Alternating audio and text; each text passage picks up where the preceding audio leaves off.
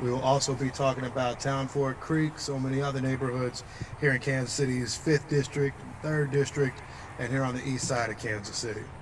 In this building and in this area, we have seen reinvestment over the years, but we have seen an ongoing challenge. And that is the divide that we built with 71 Highway in our community. Today is something where we talk about reconnecting. Reconnecting communities has been a policy goal of this city for some time, but we are blessed to have the support of the Biden administration and the United States government in connection with a competitive RAISE grant that has allowed us to begin work anew. When I was first elected to the city council, I talked to the previous at-large councilman for this area, Lee Barnes, and I said, is there something we can do? And what we always used to talk about was, how do we find some way to get the resources, the study, the public works time, and more to make sure there was something we can do. Well, today we are excited to talk about a milestone in change, to right the wrongs that we have seen in the past on Kansas City's east side. Kansas City will now work with a group by the name of HG Consult, which is comprised of WSP, a global engineering firm, Burns & McDonnell, locally based, and others that make up a 50% disadvantaged business enterprise participation, to create a plan and a vision to put the 71 Highway project on a path to improvement in the years ahead. And why do we care about making that improvement? Just a little bit away from us right now, we see many of the city's most dangerous intersections.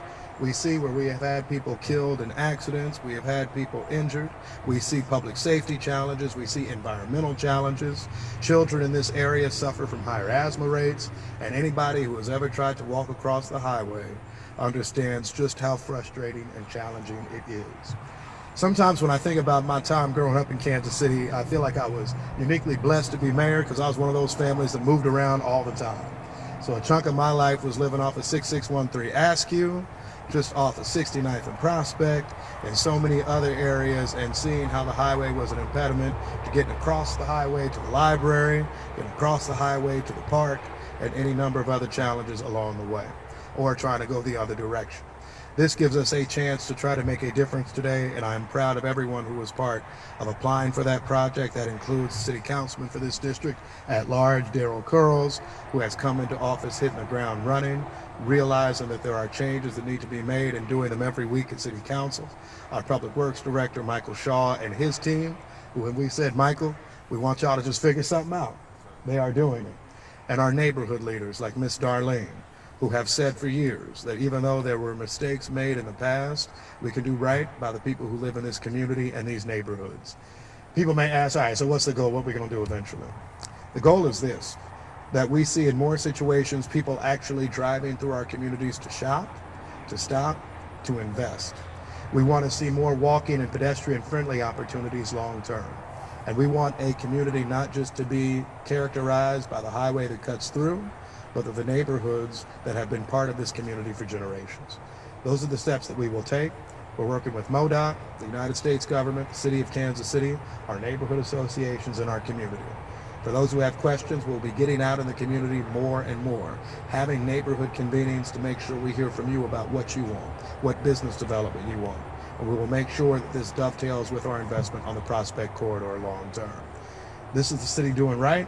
This is not a project that's going to get a lot of clicks forever, like stadium conversations and everything under the sun, but I think candidly it's a lot more important. So thank you all for being here. I turn it over to Councilman Darrell Curls, who will be followed by Ms. Darlene, followed by Michael Shaw. Thank y'all so much. Thank you, Mr. Mayor. Thank you all for coming out this morning. As the mayor mentioned, this is an opportunity to right a wrong. Although when this project was established, it was to expedite traffic downtown from South Kansas City. In the process of that, they didn't realize a lot of the things that was going to take place afterwards. So I'm pleased that this grant has been allocated to Kansas City. I am happy for the neighborhoods and for the community, because you are going to start seeing a lot more things happen in regards to the corridor that is Prospect. Prospect is the main backbone of the African American community, and it has been decimated since this project has been in place. So I'm hoping that you'll start seeing more businesses come back. You'll start seeing more homes being revitalized. as well as you'll start seeing the safety aspect of this highway change. This highway happens to have the 3 most fatalities in the state, which is in Kansas City and in my district. That is something I cannot live with. That is something that this community cannot live with.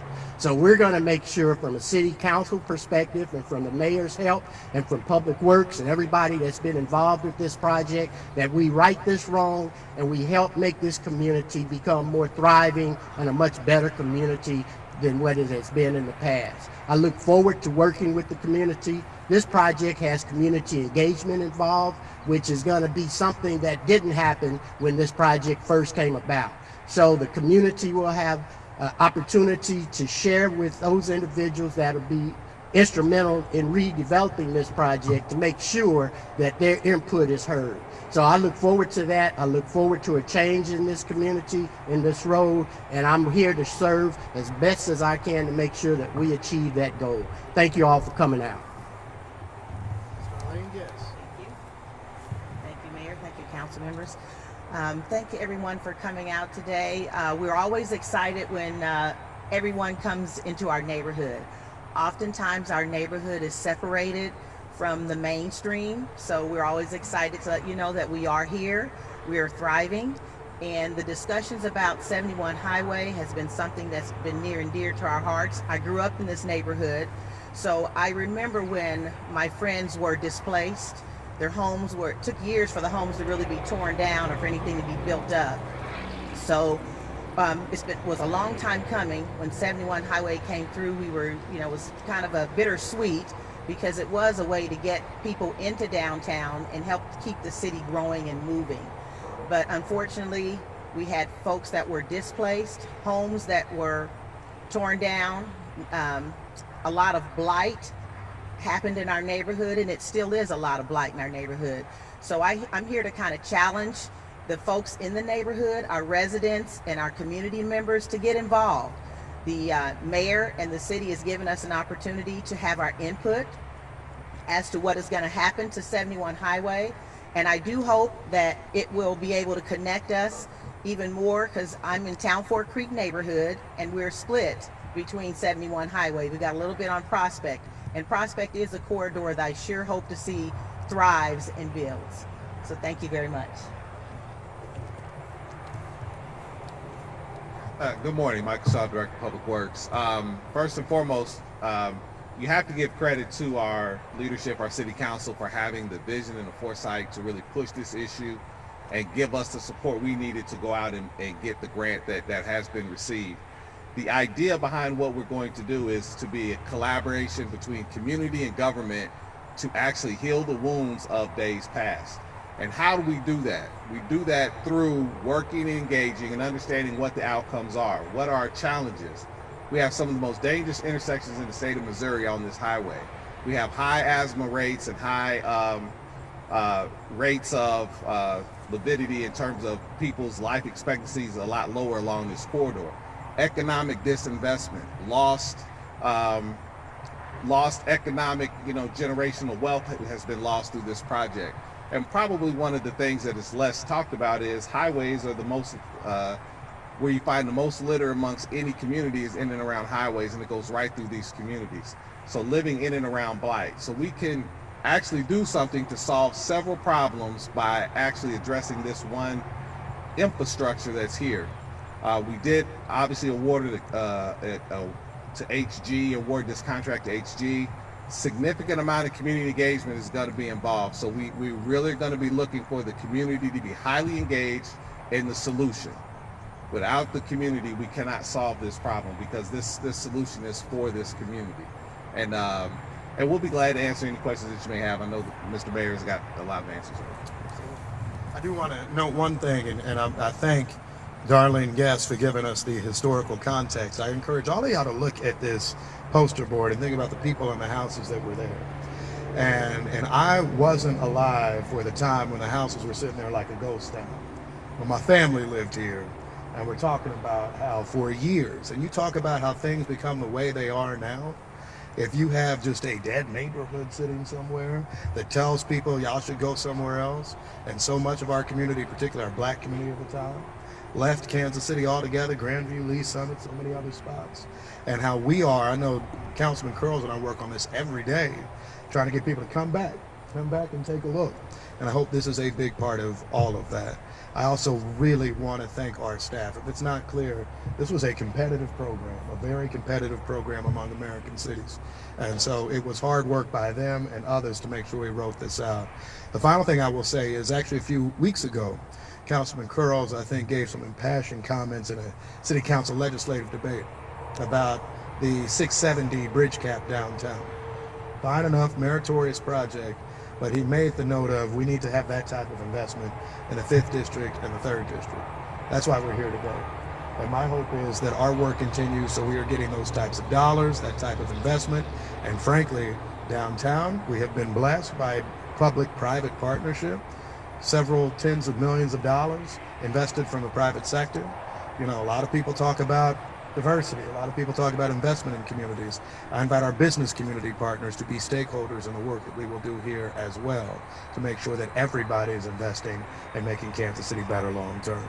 With that, are there any questions for you for anybody up here? Maybe for the councilman.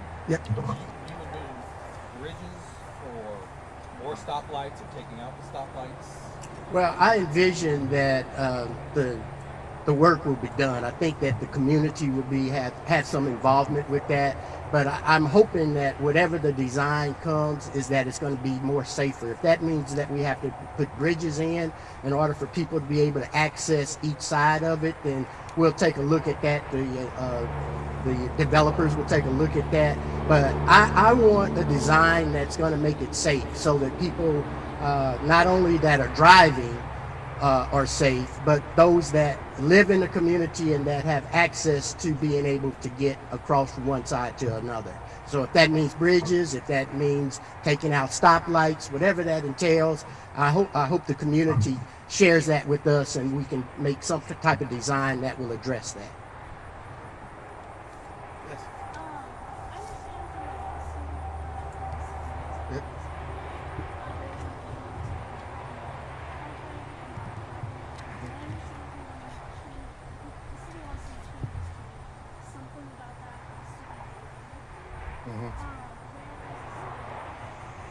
So the theory of that case, as a lawyer sometimes, right, everybody always talks about like lawsuits and whatever limits us for different things. I don't quite see the world the same way, but there was a consent settlement because there was a lawsuit that was filed, I believe, by the NAACP and other interests against the state of Missouri at the time. There was a consent decree entered by a federal district court, I think in the 1980s, in connection with some of the neighborhood and other improvements that would need to be part of it. In a typical situation, you would need to go back to federal court to get some sort of waiver as to that consent decree. However, to enforce those rights, and basically what we would need is somebody to be angry about the improvements at issue.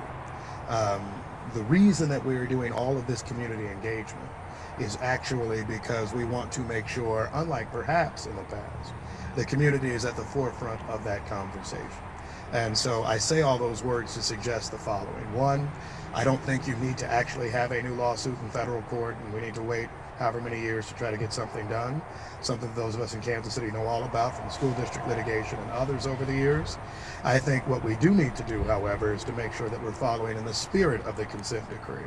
Agreements with neighborhoods at issue, making sure that we're talking Town Fork Creek this time, Blue Hills, so many others, and then frankly making sure that as we look at improvements through MoDOT and the city of Kansas City, that we're working collaboratively with it. So I think it's a much easier process than all of us need to spend millions on lawyers tomorrow to try to get through. And I would say, and encourage the city in more situations, because we run into a lot of areas of, is there a consent decree or a lawsuit out somewhere keeping us from improving something? To actually just start working on the improvement. Because usually when we do that and say that, that just limits us from actually trying to take the steps necessary to address the long-standing neighborhood concerns. But yes, there was federal court activity into that. Federal court did accept that settlement in essence, and we would need to align with the spirit. I think if I were to kind of play devil's advocate for the past, when we were building all that out, I think the model was 350 Highway and Raytown kind of as something that works. With respect to that, I think what we have perhaps seen here is that didn't play out in the same situation. And so, to Councilman Curls' point, we will look at ways that first make people safe, second help engage neighborhoods and develop businesses. And if that means bridges, if that means removal of lights and others in a collaborative approach with the neighborhoods, then that would be part of it. Any other questions for me? If not, thank y'all. Enjoy this absolutely glorious day. Appreciate y'all.